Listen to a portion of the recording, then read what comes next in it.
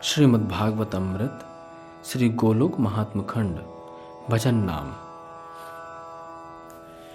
इस तृतीय अध्याय में श्री गोप कुमार का आवरणों को अतिक्रमण कर जिस प्रकार मुक्ति पद में गमन हुआ है एवं श्री शिव जी के आगे बैकुंठ के पार्षदों ने जिस प्रकार भक्ति के लक्षणों का वर्णन किया है वह सब प्रसंग वर्णन किया गया है। श्री गोप कुमार बोले, हे ब्राह्मण, मैंने ब्रह्मलोक से इस पृथ्वी पर आकर देखा कि पहले जो कुछ जहाँ जिस प्रकार था उसका चिन्ह मात्र भी नहीं है, परंतु श्री मथुरा मंडल, वृंदावन, गोवर्धन, श्री यमुना आदि स्थावर जंगमों सहित उसी प्रकार विराजमान हैं जैसे मैंने पहले देखा था। मैं भगवान की आज्ञा का स्मरण कर इस वृंदावन में घूमते हुए अपने गुरु जी की खोज करने लगा। तब मुझको कुंज अंतर्गत प्रेम मूर्छित अवस्था में उनके दर्शन हुए। मैंने उनको बहुत प्रकार के यत्नों से स्वस्थ करके उनके चरणों में प्रणाम किया। यह देखकर श्री गुरुदेव ने मेरा आलिंगन किया। सर्वज्ञ होने के कारण उन्होंने मेरे मनोरथ अर्थात मुक्ति पद प्राप्त करने की इच्छा को जान ही लिया था। फिर उन्होंने स्नान किया।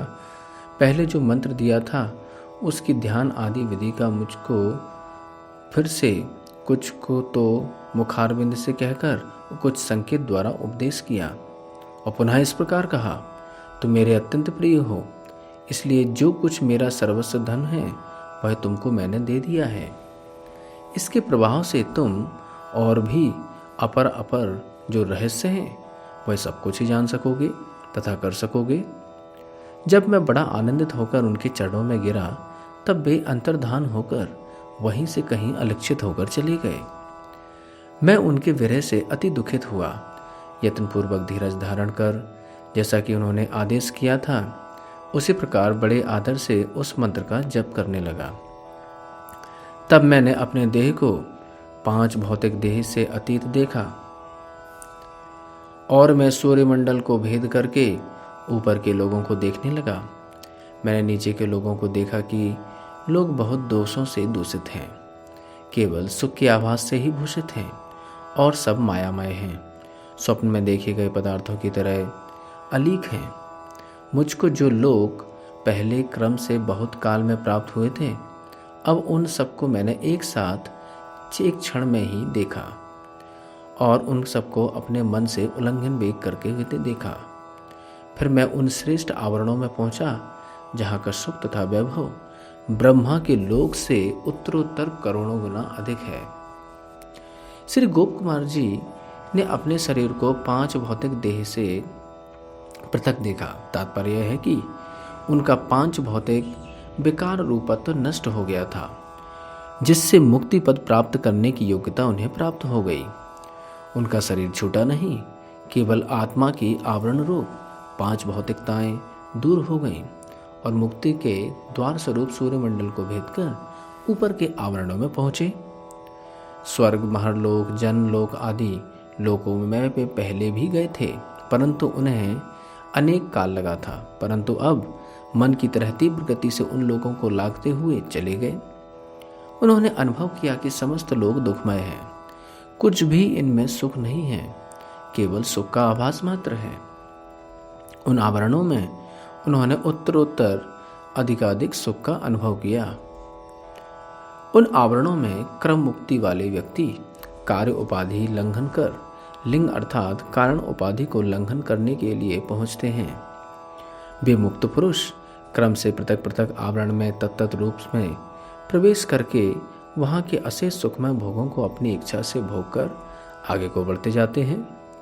उन आवरणों में जाता हुआ मैं पहले पृथ्वी आवरण में पहुंचा, जहां श्री पृथ्वी देवी उस आवरण की विभूतियों की अधिकारिणी है एवं वह उन दिव्य सामग्रियों से जो इस ब्रह्मांड में प्राप्त नहीं हो सकती उन श्री वराह भगवान का पूजन कर रही हैं, जिनके एक एक रूपकोप में अनेकों ब्रह्मांड के वैभव घूम रहे हैं।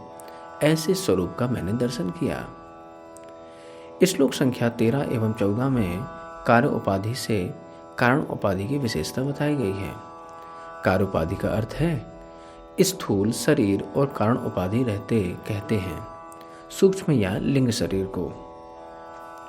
जो लोग क्रम मुक्ति प्राप्त करते हैं, अर्थात भक्ति मिश्र योगी, जो सद्य मुक्ति की इच्छा न कर ब्रह्मपद, सिद्धलोक और अणिमा आदि ऐश्वर्य भोगने की इच्छा करते हैं, वे कार्योपाधि का परित्याग करते हैं, अर्थात मन तथा इंद्रिय आदि सहित प्राणवायु को त्याग देते हैं और कारणोपाधि अर्थात लिंग शरीर से पृथ्वी आदि तत्वों से पैदा हुए सुख सारभूत भोगों की इच्छा अनुसार भोगते हैं।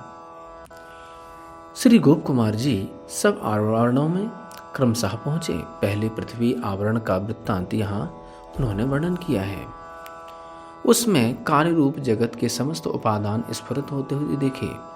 पृथ्वी देवी ने भगवत पूजन समाप्त करके मेरा आतिथ्य सत्कार किया और यह प्रार्थना की कि आप कुछ दिन यहाँ रहकर भोगों को भोगिए, परंतु मुझको उस समय कोई ऊपर को खींच रहा था, इसलिए मैं पृथ्वी देवी की आज्ञा लेकर उस आवरण से पार चला गया।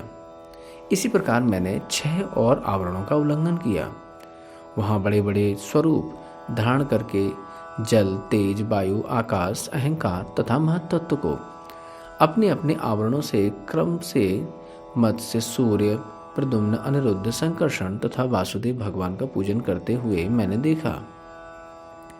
जैसे कार्य रूपा पृथ्वी आवरण का जल आवरण कारण है, इसी प्रकार पूर्व आवरणों के उत्तर आवरण कारण हैं।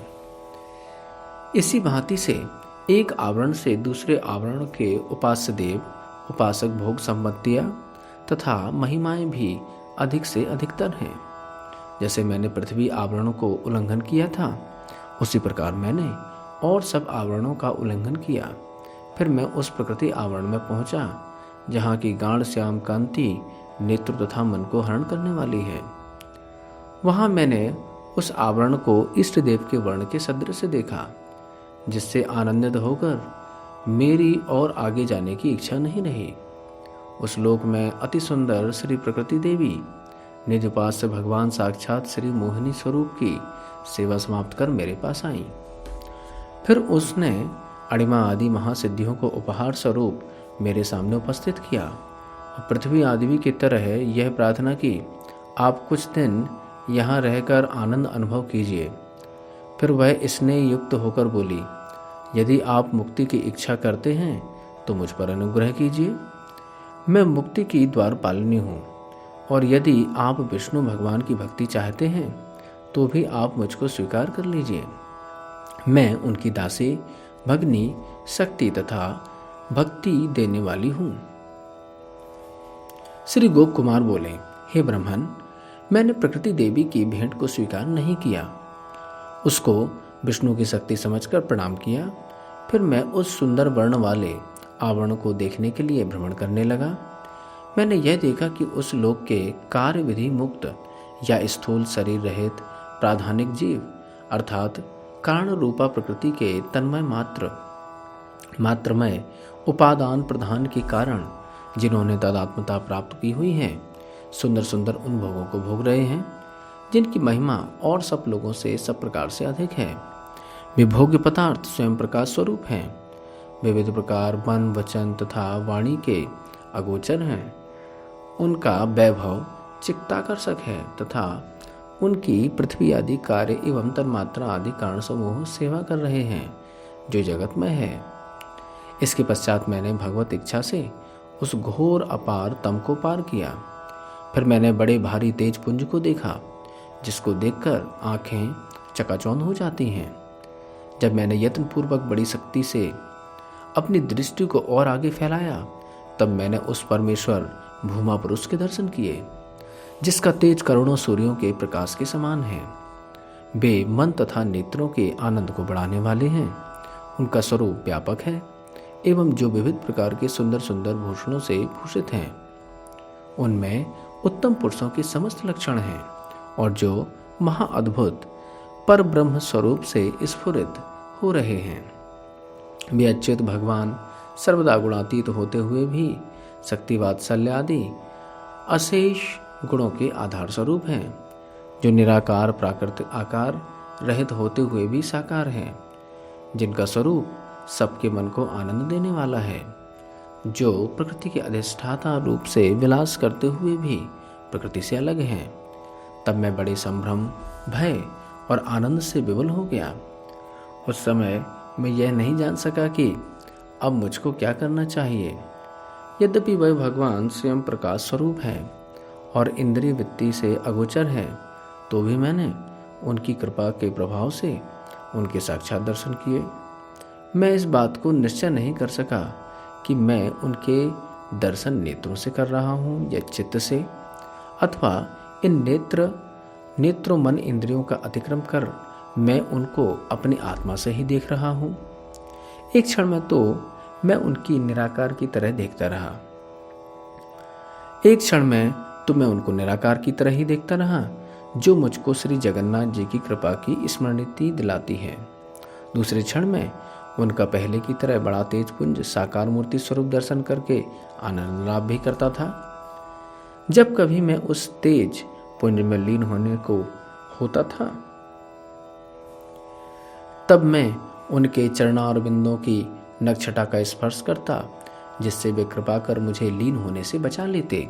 जैसे सूर्य अपनी सूक्ष्म किरणों से परिवेष्टित रहता है, उसी प्रकार कभी कभी मैं वहाँ के भिन्न एवं अभिन्न जीवों से परमेश्वर को घिरा हुआ देखता था। जैसे भक्त उन्हें घेरे रहते हैं, तब मुझको बड़ा आनंद होता था। इस प्रकार मेरी बुद्धि आनंद समुद्र में निमग्न हो गई और मैं आत्माराम अथवा पूर्ण काम के सदृश हो गया। मैंने अपने मन में नाना प्रकार के तर्कों से विचार करके यह निश्चय किया कि यही परम पद है और यही परम फल की पराकाष्ठा है। इस पद के स्वाभाविक आनंद की लहरों से मेरा मन विवल हो गया और मेरे चित्त से यह बात अंतर्धान सी हो गई कि इस लोक से परे और कोई श्रेष्ठ प्राप्ति स्थान भी है। परंतु उन महाभागवत मेरे शुरू गुरुदेव के उपदेश से तथा श्रेष्ठ मंत्र के जप के प्रभाव से मेरी केवल यह लालसा नष्ट नहीं हुई कि कब मैं अपने देवता के चरणारविंदों के साक्षात दर्शन करूंगा, किंतु उन तेजोमय भगवान के बहुत काल तक दर्शन करने से मेरे अपने इष्ट देवता के दर्शन करने की लालसा और अधिक बढ़ गई और उनके दर्शन से चित्त में अपने प्रभु का विशेष स्मरण रहने लगा। उससे उन मुक्ति पद के अधिष्ठाता के साक्षात दर्शन करते हुए भी मेरे चित्त में पहले की तरह संदेश नहीं होने लगा और मैं उस लोक के स्वाभाविक प्रभाव से डरने लगा कि कहीं लीनता को प्राप्त नहीं हो जाऊं। एक दिन मैं यह विचार कर रहा था कि मैं अब रणभूमि में जाकर अपने मनवांछित फल की प्राप्ति के लिए साधन करूंगा। तब अकस्मात मेरे कान में अद्भुत गीत वाद्य की ध्वनि सुनाई पड़ी। उसे सुनकर मैं प्रसन्न होकर चारों ओर देखने लगा। तब मैंने बैल पर चढ़े हुए सर्व विलक्षण किसी एक पुरुष के दर्शन किए, जो ऊर्ध्वलोक से वहां आ रहे थे। उनका श्री दिव्य मंगलमय विग्रह कर्पूर की तरह सुंदर गौर वर्ण का था। उनके 3 नेत्र थे, वे दिगंबर थे। उनके मस्तक पर अर्धचंद्र सुशोभित था। उन्होंने अपने अंग में भस्म लगा रखी थी। वे सुंदर अस्थियों की माला पहने हुए थे। उनके अंक में गौरी परम दिव्य वस्त्र आभूषण को पहने हुए विराजमान थीं। उन पर दिव्य छत्र चामर आदि डुलाते हुए उनके सदृश सेवक उनकी सेवा कर रहे थे, जिनकी आकृति तथा चेष्टाएं अति मनोहर थीं। यह देखकर मुझको बड़ा विस्मय तथा आनंद हुआ और मैं सोचने लगा कि ये कौन है जो अपने परिवार सहित मुक्ति पद से भी ऊपर सुशोभित हैं।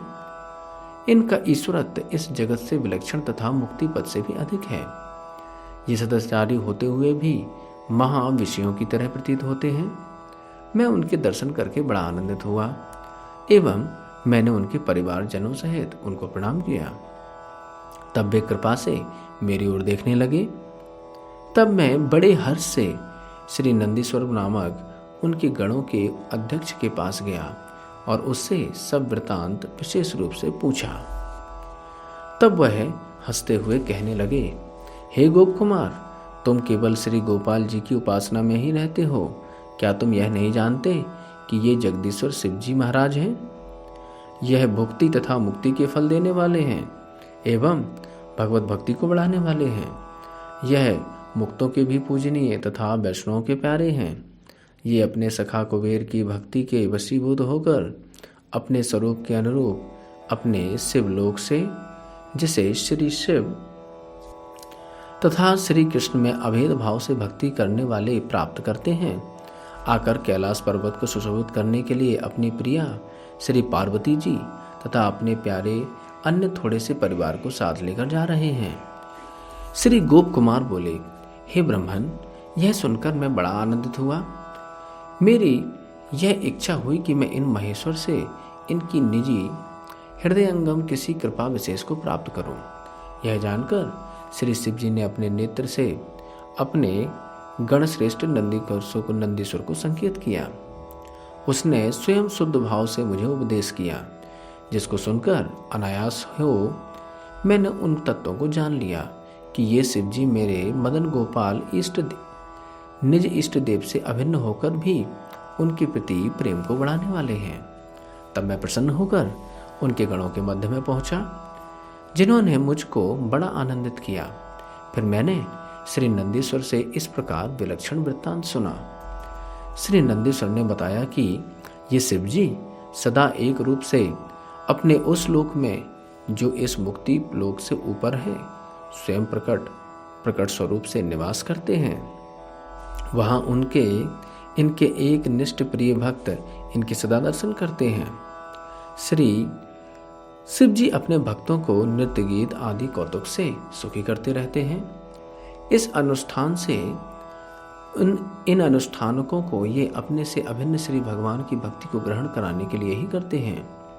ये स्वयं जगदीश्वर होते हुए भी अपने प्यारे श्री शेष भगवान की, जिनके हजारों फण हैं, दास की तरह नित्य प्रेम से पूजा करते हैं। श्री गोप कुमार ने कहा, हे ब्राह्मण, यह सब सुनकर यद्यपि मैंने शिवलोक को अन्य लोगों से श्रेष्ठ जाना और मुझको बड़ा आनंद हुआ, तो भी मेरा हृदय कुछ असंतुष्ट सा ही था। ऊपर के 3 श्लोकों में शिव तत्व का वर्णन किया गया है। भगवान श्री शिव सदा एक रूप हैं। वे मुक्तिपद या सिद्ध लोक के अधिष्ठाता तेजपुंज परमात्मा की तरह कभी निराकार और कभी साकार प्रतीत नहीं होते, अथवा सर्वदा एक रूप होने का तात्पर्य है वे मत्स्य कूर्म आदि विविध अवतारों को ग्रहण नहीं करते, नाना मूर्ति धारण नहीं करते। इसलिए शिव भक्तों को अपने इष्ट के अन्य मूर्तियों में दर्शन करने का दुख भी नहीं उठाना पड़ता, और ना ही शिव भक्तों को अपने इष्ट को छोड़कर अन्य भगवत स्वरूपों में दर्शनों की इच्छा की सदा पैदा होती है, दर्शनों की इच्छा ही पैदा होती है।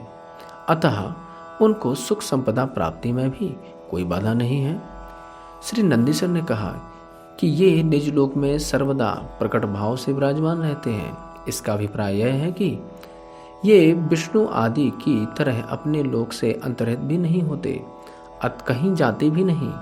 इस बात से स्वर्ग और महरलोक आदि से शिवलोक का उत्कर्ष भी स्थापन होता है, क्योंकि वहाँ तो श्री भगवान अंतरित होते रहते हैं, इधर उधर जाते भी रहते हैं। गोस्वामी श्री सनातन पाद ने अपनी टीका में कहा है कि उपर्युक्त मत श्री नंदीश्वर अर्थात शिव भक्तों का ही हो सकता है, परंतु हमारे मत में तो शिव जी सच्चिदानंद विग्रह होने से विकार रहित हैं, इसलिए वे सर्वदा एक रूप हैं। वे मायिक प्रपंच से अतीत हैं एवं मुक्ति पद से भी ऊपर अपने लोक में सदा निवास करते हैं। श्री शिव जी सदा नृत्य गीत आदि से अपने भक्तों को सुखी करते रहते हैं। आदि शब्द से यहाँ श्री भगवान नाम संकीर्तन ही समझना चाहिए। वे ऐसा क्यों करते हैं? अपने अभिन्न स्वरूप श्री कृष्ण के प्रति वे भक्ति करते हैं। वे परम रसिक हैं, अतः स्वयं आचरण कर समस्त लोगों को शिक्षा देने के लिए ही ऐसा कहते हैं, ऐसा वर्णन करते हैं। अब गोप कुमार आगे बोले, पहले तो असंतोष का कारण मैं विचार करने पर भी नहीं जान सका, परंतु गुरुदेव की कृपा से तथा उस मंत्र की सेवा के प्रभाव से शीघ्र ही मैंने उस रहस्य को समझ लिया। यह इस प्रकार का था कि मुझे श्री मदन गोपाल के चरण को लीला आदि का अनुभव नहीं होने के कारण ही मुझे यह दुख था। तब मैंने अपने मन को इस प्रकार समझाया कि ये शिव जी ही विशेष मूर्ति धारण कर श्री कृष्ण की लीला विशेष वैचित्री का दर्शन कराएंगे। ऐसा समझाने पर भी मेरा मन स्वस्थ नहीं हुआ। तब मैंने अपने मन से फिर यह कहा कि अरे मन, यद्यपि तू इनमें उस प्रकार की लीला माधुर्य का अनुभव नहीं कर सकता, तो भी इनकी कृपा से तेरी चिरकालीन अभिलाषाएं जल्द ही पूर्ण हो जाएंगी। इस प्रकार मैंने अपने मन को संतोष दिलाया। किसी कारण से शिव जी वहाँ रुक रहे थे, इसलिए मैं भी कुछ काल तक उनके समीप सुखपूर्वक ठहरा रहा। हे ब्राह्मण, उस समय कुछ दूरी पर कई महात्माओं की गाने बजाने की अत्यंत मधुर ध्वनि सुनाई पड़ी, जिसको सुनकर श्री शिव जी आनंद सिंधु में डूब गए। उस समय उनके देह पर प्रेम के सात्विक विकार उत्पन्न हो गए और वे स्वयं नृत्य करने लगे। श्री पार्वती जी, जो सब पतिव्रताओं में उत्तम हैं, श्री नंदीश्वर आदि गणों को साथ लेकर वाद्य गीत संकीर्तन आदि से अपने प्रभु शिव जी को उत्साहित करने लगी। तब उस समय आए हुए उन महात्माओं के मैंने दर्शन किए, जो चतुर्भुज स्वरूप थे, जिनकी किशोर अवस्था थी और जो अपनी सुंदरता तथा माधुरी से सुशोभित हो रहे थे। वे सुंदर सुंदर वस्त्र आभूषण पहने हुए थे। उनके अंग तथा आभूषणों की छटा ने श्री शिव जी के गणों की कांति को ढक दिया। वे अपने प्रभु श्री भगवान की महाकीर्ति को गाते हुए आनंद रस में निमग्न हो रहे थे। उनके स्वरूपों का वाणी द्वारा वर्णन नहीं हो सकता। उनकी सब वेशभूषा मन को हरण करने वाली थी। उनके साथ वे सनकादि चारों भाई भी थे, जिनके मैंने पहले तपलोक में दर्शन किया था।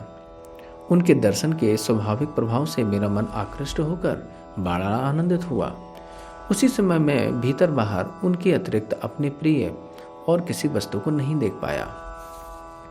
कुछ काल बाद स्वस्थ होकर मैं भय और लज्जा से यह विचार करने लगा कि मैं तो इन पार्षदों के दास भाव को मन से भी जानने चाहने के योग्य नहीं हूँ, क्योंकि यह मेरे लिए अत्यंत दुर्लभ है। तब यह लालसा मुझ कृपण को दुख देने लगी। क्या शिव जी की कृपा से पार्षद एक बार भी मुझे बुलाएंगे? ये कहाँ से आए हैं? कौन हैं? क्या मुझको ये अपनी कृपा दृष्टि से कृतार्थ करेंगे? ऐसा सोच ही रहा था कि क्या आश्चर्य है, उनका आलिंगन कर श्री शिव जी भी प्रेम मूर्छित हो गए हैं। इसके पश्चात श्री पार्वती जी ने, जो शिव जी के चित्त की अनुवर्तनी है, मेरे मन की बात को जानकर श्री गणेश को मेरे प्रति कुछ धीरे से कहने लगी। श्री गणेश को कहा। श्री गणेश जी फिर मुझसे बोले, हे गोप कुमार, ये बैकुंठनाथ श्री कृष्ण भगवान के पार्षद हैं। इन्होंने सारूप मुक्ति प्राप्त की है और ये बैकुंठ से आ रहे हैं। देखो, ये जो पार्षद गण दिखाई देते हैं, वे चतुर्मुख ब्रह्मा के अधिकृत छोटे ब्रह्मांड में जा रहे हैं, और वे जो दिख रहे हैं, वे अष्टमुख ब्रह्मा के ब्रह्मांड में तीव्रता से जा रहे हैं, जो चतुर्मुख ब्रह्मा के ब्रह्मांड से दुगना है, और ये 16 मुख के ब्रह्मा के ब्रह्मांड में जा रहे हैं, जिसका परिमाण अष्टमुख ब्रह्मा के ब्रह्मांड से भी दुगना है। इस प्रकार क्रम से कोटि कोटि मुख वाले बड़े बड़े ब्रह्मा हैं और उनके उपयोगी बड़े बड़े ब्रह्मांड हैं। उन सब ब्रह्मांडों में उनके अनुरूप वेशभूषा वैभव से ये पार्षद अपनी इच्छा से जा रहे हैं। श्री गोप कुमार ने कहा, हे ब्राह्मण, इस प्रकार श्री गणेश जी ने मुझको बहुत से पार्षदों के दर्शन कराए, जो मेरे नेत्रों और मन को हरण करने वाले थे। श्री गणेश जी ने आगे कहा कि जो पुरुष मरते समय अपनी जिह्वा के अग्रभाग से अथवा अपने कानों में एक बार भी भगवान के नाम का आभास को भी किसी प्रकार से उच्चारण तथा श्रवण करते हैं, उन भक्तों को ये सर्वत्र अपनी इच्छा से विचरने वाले पार्षदगण सब प्रकार के भय से रक्षा करके उज्ज्वल भक्ति को प्रदान करते हैं, क्योंकि भक्ति ही इनको एकमात्र प्रिय है। ये जो 4 सनक, सनंदन, सनातन एवं सनत कुमार नैष्ठिक ब्रह्मचारी हैं, ये भगवान के भक्तावतार हैं। ये लोगों के कल्याण के लिए इन पार्षदों की तरह भ्रमण कर रहे हैं। ये लोगों के कल्याण के लिए इन पार्षदों की तरह भ्रमण कर रहे हैं। तब लोक के प्रभु श्रीमन नारायण के वहाँ न रहने से इस लोक के वासी अनाथ की तरह हो जाते हैं। तब इनको आनंद प्रदान करने के लिए ये चारों भाई उस तपलोक में रहते हैं। अब इन्होंने बैकुंठ में जाकर उन भगवान के दर्शन किए हैं जो अपने सद्गुणों से सबको अपनी ओर खींच लेते हैं। इससे पूर्ण आनंदित होकर इन्होंने अब मोक्ष आनंद को भी एक विडंबना ही समझा है। अब ये भक्तों के संग से श्री भगवान के भक्ति महारस को पान करने के लिए यहाँ आए हैं। उस बैकुंठ लोक की क्या प्रशंसा करें, जहाँ नित्य असीम महासुख और उनके अनुरूप पराकाष्ठ के वैभव विद्यमान हैं, जो साक्षात श्री लक्ष्मीनाथ के चरणारविंद की विविध प्रकार की बिहार स्तनियों से विभूषित हैं और जो उनके प्रेम द्वारा श्रेष्ठ भक्तों को सुलभ है। परंतु यह बैकुंठ उन मुमुक्षुओं को मन से भी प्राप्त करना दुर्लभ है, जिनकी आत्माएं अद्वैत की दुर्वासनाओं से दूषित है। जब मेरे पिता श्री शिव जी की सम्यक प्रकार से तुम्हारे ऊपर कृपा होगी, तब तुम बैकुंठ धाम की महिमा को सुनोगे और वहां जाकर अनुभव भी कर सकोगे। श्री गोप कुमार बोले, हे ब्राह्मण, तब मेरी बैकुंठ धाम जाने की बड़ी लालसा जाग उठी और मैं चिंता रूपी अपार समुद्र की लहरों में नृत्य करने लगा।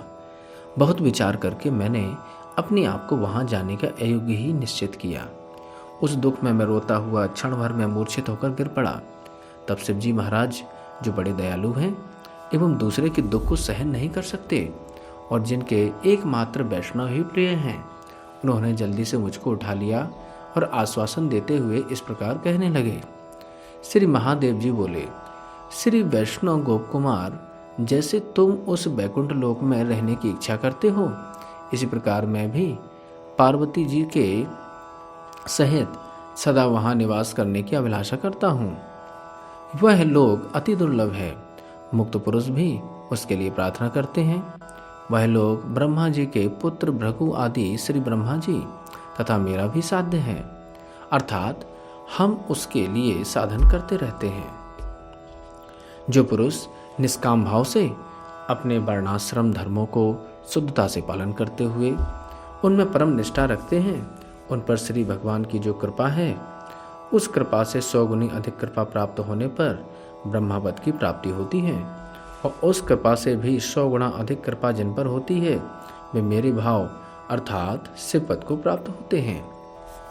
और मुझ पर श्री भगवान की जो कृपा है, उससे 100 गुनी अधिक कृपा जिन पर होती है, वे ही बैकुंठ को प्राप्त होते हैं। हे गोप कुमार, तुम तो उस बैकुंठ में जानने के योग्य हो, क्योंकि तुम गोवर्धन निवासी गोप के पुत्र हो एवं श्री कृष्ण के भक्त हो और फिर श्री कृष्ण के परम भक्त ब्राह्मण के शिष्य हो तथा उन्हीं के श्री गोपाल मंत्र में तुम अत्यंत अनुरक्त हो। श्री शिव जी बोले, 4 प्रकार की मुक्तियों में यह स्थान जहाँ हम उपस्थित हैं शायद जो मुक्ति का है।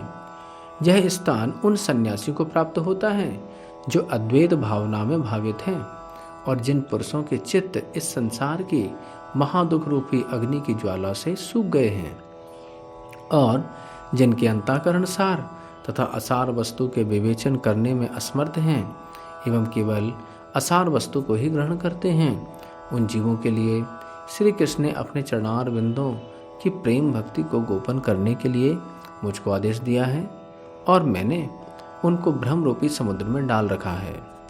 जो पुरुष केवल भगवत भजन आनंद के ही रसिक हैं, उन्होंने इस मुक्ति पद की उपेक्षा की है, इसलिए तुम भी इसको एक विघ्न समझकर त्याग दो। श्री महादेव जी ने आगे कहा, तुम जानते ही हो कि द्वारकावासी ब्राह्मण ने, जो केवल श्री कृष्ण की भक्ति रस को ही चाहता था, इस लोक से अपने लड़कों को विशेष चातुर्य से लौटवा लिया था। यहाँ भी जो तुम्हें श्री भगवान का दर्शन हुआ है, यह तुम्हारे श्रेष्ठ श्री गुरुदेव की कृपा का फल है एवं दूसरे श्री कृष्ण के दर्शन की जो तुम्हें उत्कट अभिलाषा है, उससे यह कार्य संपन्न हुआ है। श्री गोप कुमार ने कहा, मैं शिवजी महाराज की कृपा पाकर बड़ा आनंदित हुआ। हे ब्राह्मण, मेरी उनमें और कुछ पूछने की इच्छा थी, परंतु संकोच से मैं नहीं पूछ सका। इसके पश्चात भगवत पार्षदों ने श्री महादेव जी की सब बातें सुनकर उनको आदर से प्रणाम किया और वे नम्र भाव से प्रीतिपूर्वक इस प्रकार कहने लगे।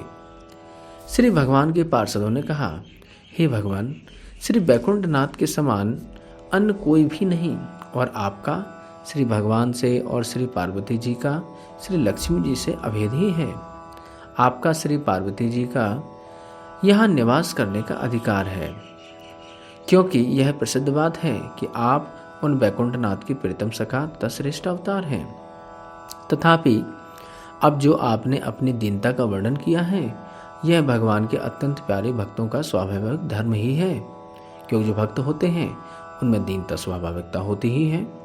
क्योंकि आप भगवत भक्ति रस का आस्वादन करने वाले हैं, इसलिए सब अवतारों से आपकी महिमा अधिक है और इसी हेतु वैष्णव लोग आपकी स्तुति करते हैं।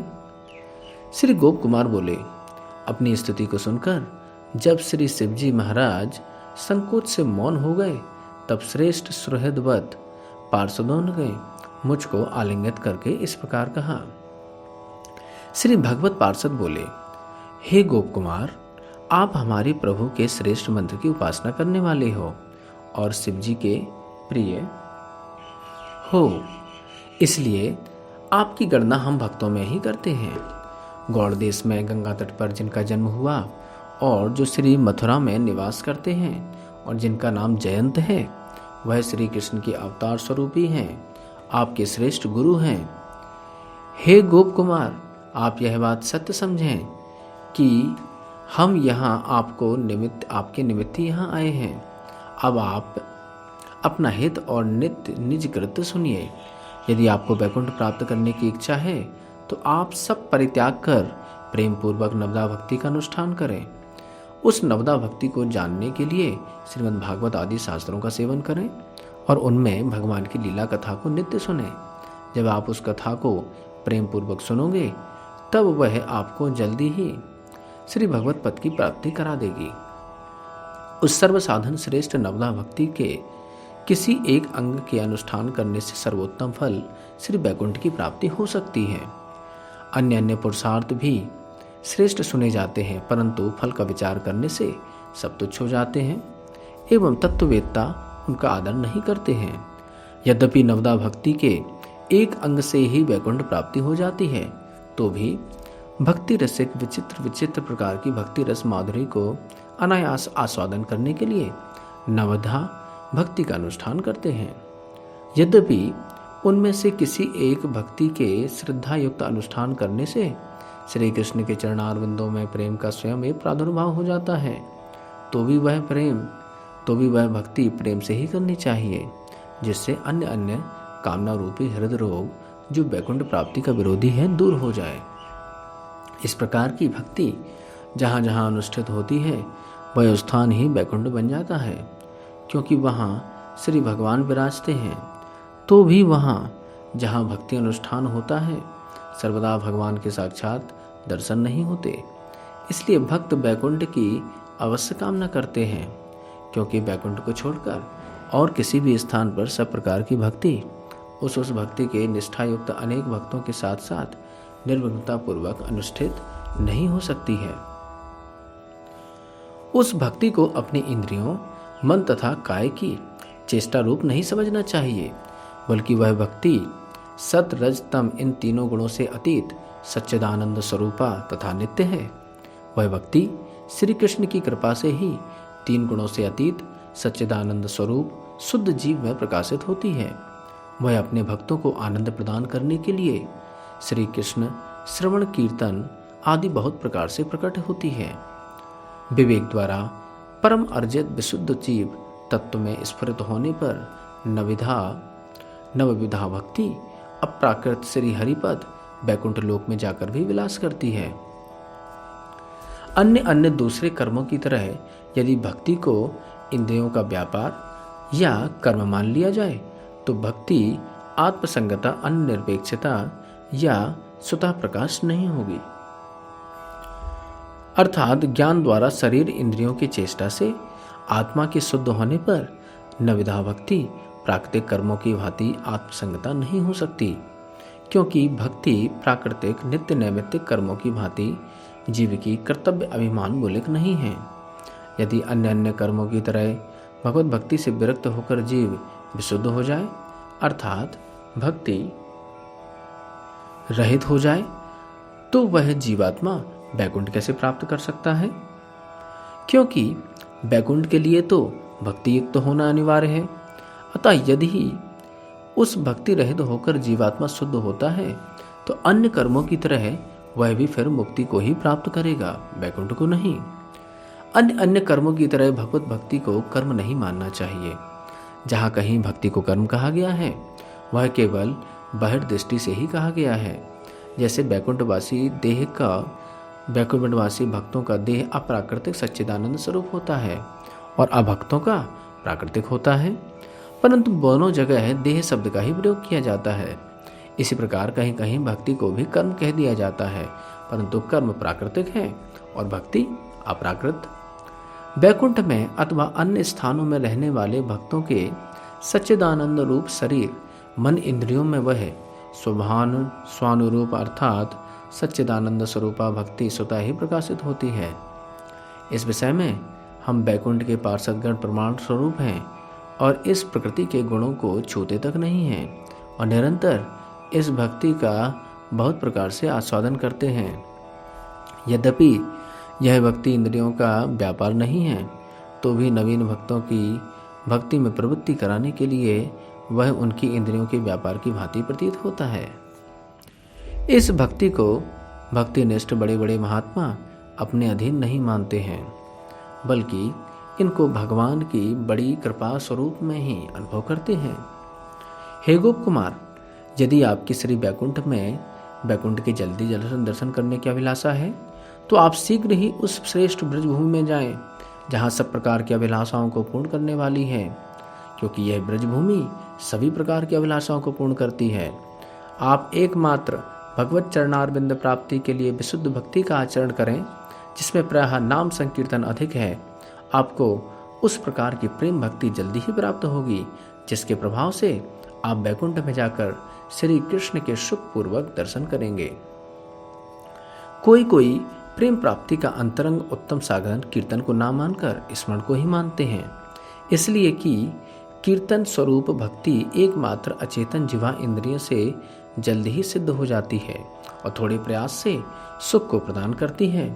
और स्मरणात्मिका भक्ति उस मन से सिद्ध होती है जो सब इंद्रियों का राजा, अति चंचल, प्रकांड और बलिष्ठ है। उस मन को बड़े बड़े प्रयासों से वश करने से जब वह शुद्ध हो जाता है, तब वह उस स्मरण भक्ति का प्रकाश होता है। इसलिए वे स्मरण भक्ति को श्रेष्ठ कहते हैं। वैकुंठ पार्षदों ने श्री गोप कुमार को वैकुंठ प्राप्ति के लिए श्री नाम संकीर्तन प्रधान विशुद्ध भक्ति के अनुष्ठान की प्रेरणा दी। श्री गोप कुमार पहले तपलोकवासी पिपलायन आदि योगेंद्रियों से सुन चुके हैं कि स्मरणात्मिका भक्ति अंग ही सर्वश्रेष्ठ है। अतः उस विषय को स्पष्ट करते हुए श्री वैकुंठ पार्षदों ने कहा, हे गोप कुमार, तपलोकवासी स्मरणात्मिका भक्ति को श्रेष्ठ साधन रूपा कहते हैं। इसका कारण ये है कि संकीर्तनात्मक भक्ति केवल एक जड़ इंद्रिय जीवा द्वारा अनुष्ठित होती है और वह अनायास ही सिद्ध होकर सुख प्रदान करती है। अतः जो अनुष्ठान सहज में अनायास सिद्ध हो जाता है, उसमें श्रेष्ठता कैसी? स्मरणात्मिका भक्ति को वे इसलिए श्रेष्ठ बताते हैं कि सब इंद्रियों का राजा है मन, जो अति चंचल एवं अति बलवान है। वह बड़े बड़े प्रयासों से ही वशीभूत होता है। उस मन को वशीभूत और शोधित करने ही इस स्मरणात्मिका भक्ति अंग सिद्ध होता है। बहुत प्रयास से सिद्ध होने के कारण वे इस अंग को श्रेष्ठ मानते हैं।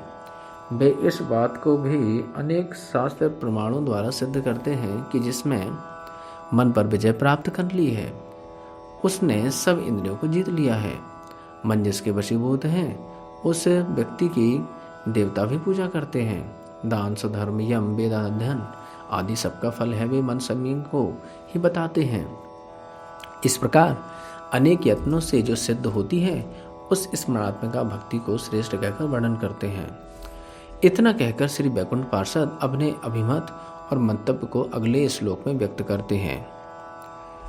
परंतु हमारा तो मत है कीर्तन भक्ति ही स्मरण से श्रेष्ठ है, यह कह रहे हैं पार्षदगण, क्योंकि स्मरण भक्ति एकमात्र चंचल मन में ही प्रकाशित होती है और कीर्तन भक्ति जिह्वा, कान और मन में प्रकाशित होते हुए अपने आसपास रहने वाले दूसरे जीवों को भी उसी तरह सुख देती है। कई एक ध्याननिष्ठ भक्तों का यह भी मत है, जिह्वा ही सब बाह्य और अंतरंग इंद्रियों की चालक है, इसलिए यदि इसको संयत कर लिया जाए तो चित्त स्थिर होकर उसमें भगवत चरणारविंदों की स्मृति अच्छी तरह से होती है। इसलिए कीर्तन का फल स्मरण ही है। यहाँ यह भी विवेचनीय है कि भगवत स्वरूप की परिस्फूर्ति विशेष ही ध्यान है और मन में भगवान के साथ संबंध जोड़ने का नाम स्मरण है। यहाँ पे भाव यह है, श्री भगवत पार्षदों ने कहा कि हमारे मत में चंचल स्वभाव वाले मन में स्फुरित होने वाली एकमात्र स्मरणांग भक्ति से कीर्तन भक्ति ही उत्कृष्ट है। क्यों? क्योंकि कीर्तन वागेंद्रिय पर स्फुरित होता है और वागेंद्रिय संयुक्त मन में भी विस्तार करता है। कीर्तन स्वयं को ही मन का सहयोग प्राप्त कर लेता है। अंत में वही कीर्तन ध्वनि श्रवणेंद्रियों को भी कृतार्थ कर देती है और अन्य समस्त इंद्रियों को भी अपने अधीन कर लेती है, क्योंकि मन ही सूक्ष्म रूप से समस्त इंद्रियों के विषयों को ग्रहण किया करता है, अन्यथा विषय का ग्रहण करना संभव पर नहीं है। कीर्तन जैसे आत्मा को आनंदित करता है, उसी प्रकार सुनने वालों को भी वह पवित्र और आनंदित करता है, किंतु स्मरण में यह गुण नहीं है। इसलिए कीर्तन चंचल मन को भी वशीभूत करने में समर्थ है, बल्कि कीर्तनांग को छोड़कर मन में स्मरण करने की भी सामर्थ्य नहीं है। स्मरण शुद्ध मन में ही हो सकता है। स्मरण मन को शुद्ध नहीं करता, किंतु नाम संकीर्तन अनायास मन को शुद्ध करता है। अतः स्मरण भक्ति मन को शुद्ध करने वाली नाम संकीर्तन की अपेक्षा रखती है। अधिक प्रयास से युक्त साधन से प्राप्त होने वाली वस्तु की उत्कृष्टता और कम प्रयास से अनायास प्राप्त होने वाली वस्तु की अपकृष्टता की बात बिल्कुल निराधार है। वस्तु, शक्ति और स्वभाव ही फल प्रदान करने में मुख्य वस्तु है, न कि प्रयास की श्रेष्ठता या प्रयास का कठिनाई। यदि ध्यान के प्रभाव से समस्त इंद्रियों की वृत्तियां अंतर्मुख होकर मन की वृत्ति में ही अंतर्भुक्त हो जाएं, अर्थात ध्यान अवस्था में श्रवण, कीर्तन, दर्शन आदि मन में ही प्रकाशित होने लगें, तो इस प्रकार का ध्यान वाह कीर्तन आदि की अपेक्षा श्रेष्ठ माना जा सकता है। और फिर जिस रसिक की जिस साधन में सम्यक प्रीति है और जिससे उसको पूर्ण रूप से सुख प्राप्त होता है, उसके लिए वही साधन सर्वश्रेष्ठ है, इसलिए उसका ही अनुष्ठान करना चाहिए। श्रेष्ठ महात्माओं का यह मत है, उसके लिए वही साध्य है। कीर्तन से ध्यान का सुख बढ़ता है और ध्यान से कीर्तन माधुरी का सुख बढ़ता है, इसलिए दोनों एक दूसरे की वृद्धि करने वाले हैं। इसलिए हम तो यह अनुभव करते हैं कि ये दोनों एक ही हैं। ध्यान भी कीर्तन की तरह सुख प्रदान करने वाला है, क्योंकि जिसकी जिस वस्तु में अत्यंत आसक्ति होती है, उसका ध्यान या उससे संबंधित किसी वस्तु के अनुभव से चित्त में शांति प्राप्त होती है। जैसे ज्वर से पीड़ित लोगों की मन में ही अमृत तुल्य शीतल जल पान करने से पिपासा विकलता नष्ट होकर उसको सुख प्राप्त होती है। यद्यपि अपने अभीष्ट वस्तु का कीर्तन करने से भी ध्यान की तरह सुख प्राप्त हो सकता है, परंतु सत्पुरुष अपनी अभीष्ट वस्तु का कीर्तन या वर्णन एकांत स्थल पर भी करने में लज्जा अनुभव करते हैं।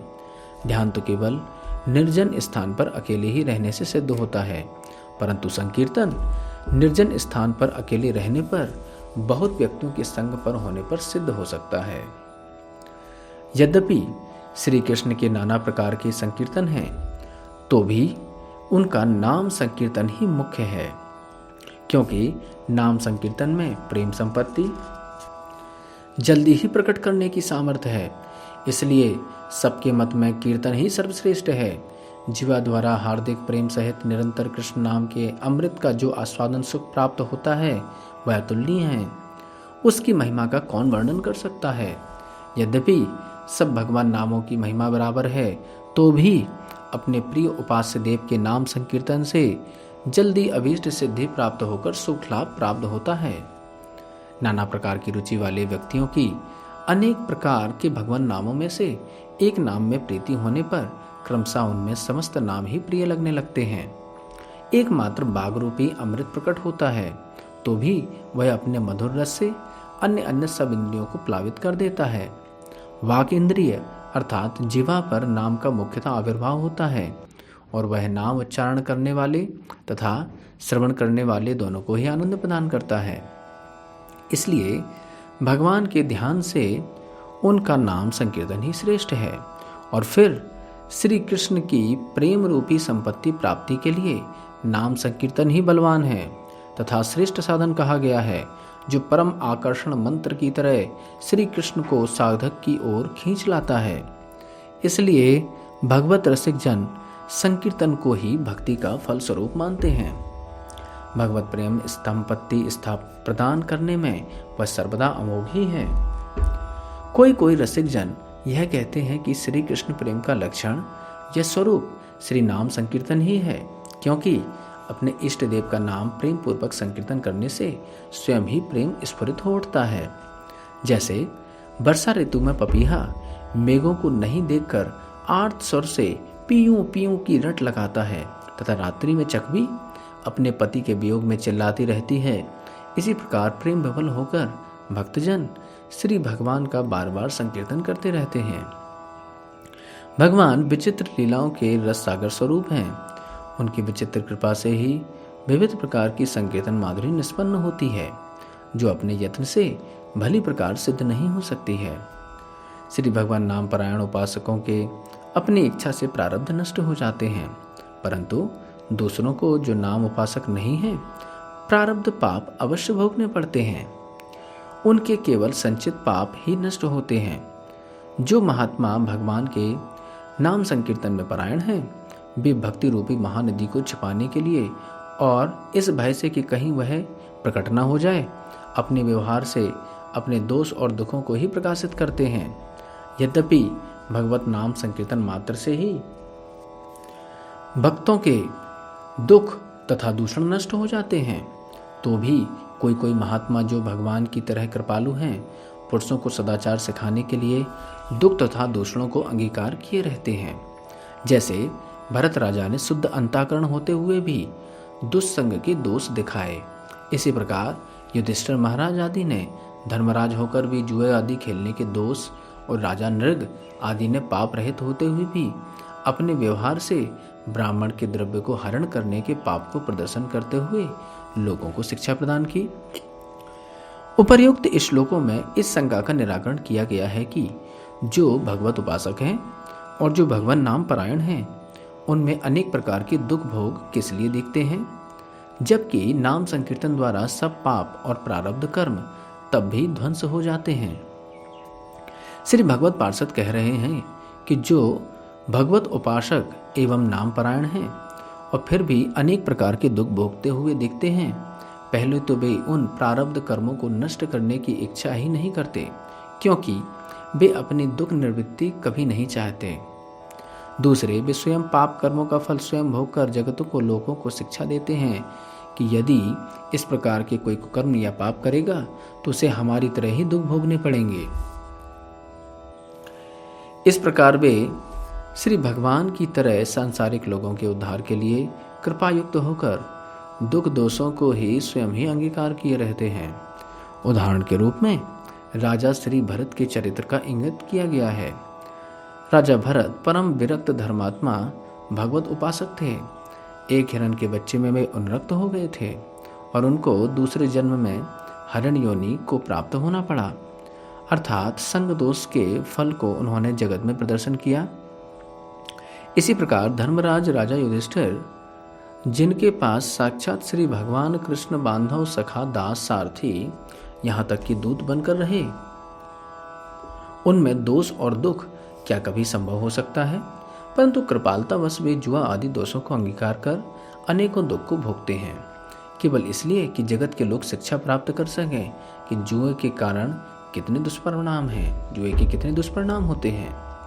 श्री नृग राजा ने भी भूल से एक ब्राह्मण को दी हुई गैया पुनः किसी दूसरे ब्राह्मण को दान में दे दी। वास्तव में इस प्रकार की भूल ऐसे उदार महापुण्य राजा से होना नितांत असंभव है, परंतु केवल लोक शिक्षा के लिए वे ऐसा करते हैं और फिर उसका फल दुख पाप भोग कर जगत के सामने ब्राह्मण के धन हरण करने का परिणाम प्रदर्शन कर देते हैं। अतः वास्तव में भगवत उपासकों में जो दोष दिखते हैं वे केवल लोक शिक्षा के लिए हैं। उन्हें वे स्वयं अंगीकार किए रहते हैं और वे उनकी निवृत्ति भी कभी नहीं चाहते। हे गोप कुमार, इस प्रकार के विचारों से जो तुम्हारी भगवत भक्ति चरणार बिंदु में होगी, उससे सर्वदा आप बड़े से बड़े विघ्नों को दूर कर सकोगे। हम लोग भी सब जगह आपके सहायक रहेंगे। हम लोगों ने यह निश्चय किया है कि श्री कृष्ण की आपके प्रति बड़ी कृपा है, क्योंकि तपलोक निवासी से पिपलायन आदि योगिंद्रियों के वाक्यों से भी आपकी कृष्ण के साक्षात दर्शन की अभिलाषा नष्ट नहीं हुई। यद्यपि पिपलायन आदि योगियों की यह बात सत्य है कि भगवान के सच्चिदानंद स्वरूप को ग्रहण उनके अनुरूप सच्चिदानंद इंद्रियों द्वारा ही हो सकता है, तो भी भगवान की कृपा शक्ति से प्राकृतिक चर्म चक्षु आदि इंद्रियों से भी उनका स्वरूप ग्रहण हो सकता है। यद्यपि किसी किसी के मत में भगवान के दर्शन ज्ञान दृष्टि से होते हैं, तो भी हम लोग उनके दर्शन इन नेत्रों से करते हैं। तब हमको बड़ा आनंद होता है और हमारे मन में श्री कृष्ण की कृपा के प्रभाव को प्रकाशित करने वाला यह अभिमान होता है कि हम उस श्री भगवान के जो अधोक्षज हैं अपने नेत्रों से दर्शन कर रहे हैं।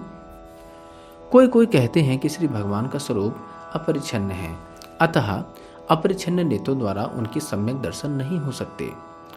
उसका उत्तर यह है कि श्री भगवान के दर्शन उनकी कृपा के बल से अथवा भक्ति के प्रभाव से ही हो सकते हैं।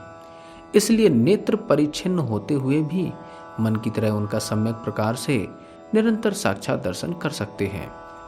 यदि श्री भगवान की कृपा नहीं है तो मन से भी किसी प्रकार उनके दर्शन नहीं कर सकते, क्योंकि वे भगवान स्वयं प्रकाश स्वतंत्र तथा सबके नियंता हैं। वे भगवान सच्चिदानंद घन सुख स्वरूप हैं, इसलिए उनकी उपासना जिस प्रकार से भी क्यों न हो जाए, वे पूर्ण सुख को ही प्रदान करते हैं। श्री भगवान के साक्षात दर्शन नेत्रों से करने के पश्चात ही भगवान की विविध प्रकार की कृपा होती है। उसमें समाधि सुख से भी अधिक आनंद प्राप्त होती है और श्रवण आदि भक्ति का फल भी दर्शनीय है। सब साधनों का श्रेष्ठ फल भगवान का साक्षात दर्शन करना ही है, जिसके प्रभाव से माया जड़ से नष्ट हो जाती है और प्रेम बढ़ जाता है। वैकुंठ पार्षदों ने आगे कहा, यद्यपि प्रहलाद आदि सर्वदा हृदय में दर्शन करते थे, तो भी नेत्रों से दर्शन करने की उनकी अभिलाषा रहती ही थी।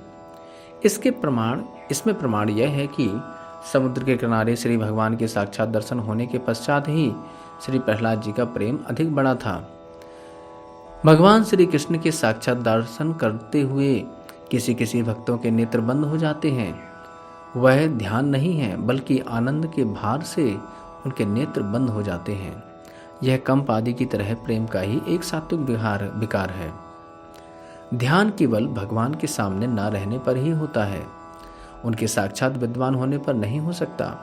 परंतु संकीर्तन उनके सामने न रहने पर तथा सामने रहने पर दोनों अवस्थाओं में ही हो सकता है। श्री नाम भगवान तो अपने दिव्य मंगल विग्रह से भी अधिक प्रिय हैं, क्योंकि उससे ही समस्त जगत का हित होता है। उसकी सहज ही उपासना हो सकती है और इसके बराबर सरस भी और कोई वस्तु नहीं। इसलिए आप शिवजी महाराज की आज्ञा का पालन करते हुए यहाँ से जल्द ही उस मथुरापुरी को चले जाइए, जो श्री कृष्ण को बड़ी प्यारी है, जिसको हम लोग भी नमस्कार करते हैं। श्री गोप कुमार बोले, हे ब्राह्मण, जब मैंने उन वैकुंठ पार्षदों से इस उपदेश को सुना तो हृदय तथा कानों को आनंद देने वाला था। तब मैं बड़ा आनंदित हुआ। मैंने उन पार्षदों को तथा श्री पार्वती जी के सहित शिव जी को प्रणाम किया। उन्होंने ही झट मुझको इस ब्रजभूमि में पहुंचा दिया। मैं किस तरह यहाँ आया यह मुझको भी मालूम नहीं पड़ा। अब इस अध्याय का सार प्रस्तुत करते हैं।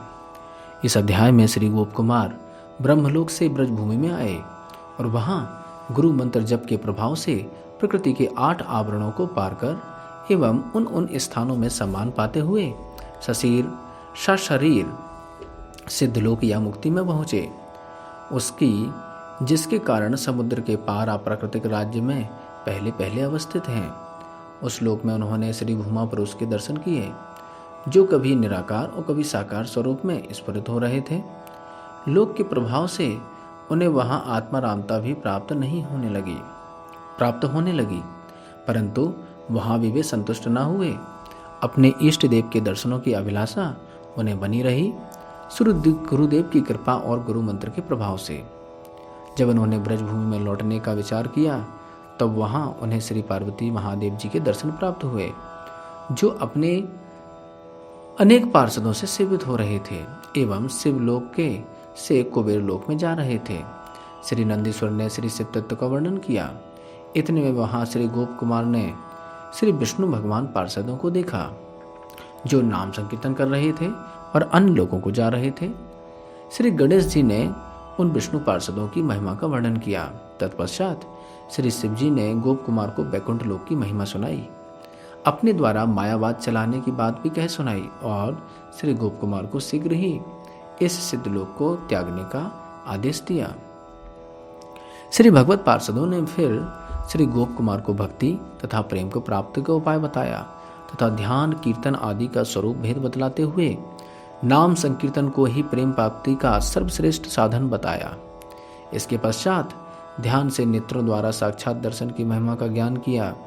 अंत में श्री गोप कुमार को पुनः ब्रजभूमि में लौट जाने का आदेश भी दिया और श्री शिव जी ने उन्हें अपनी शक्ति से तुरंत पुनः ब्रजभूमि में पहुंचा दिया। इस प्रकार से श्री बृहद भागवतामृत में श्री गोलोक महात्म खंड में भजन नाम का तृतीय अध्याय समाप्त हुआ। श्री श्री राधा श्याम सुंदर चरणार्पणमस्तु।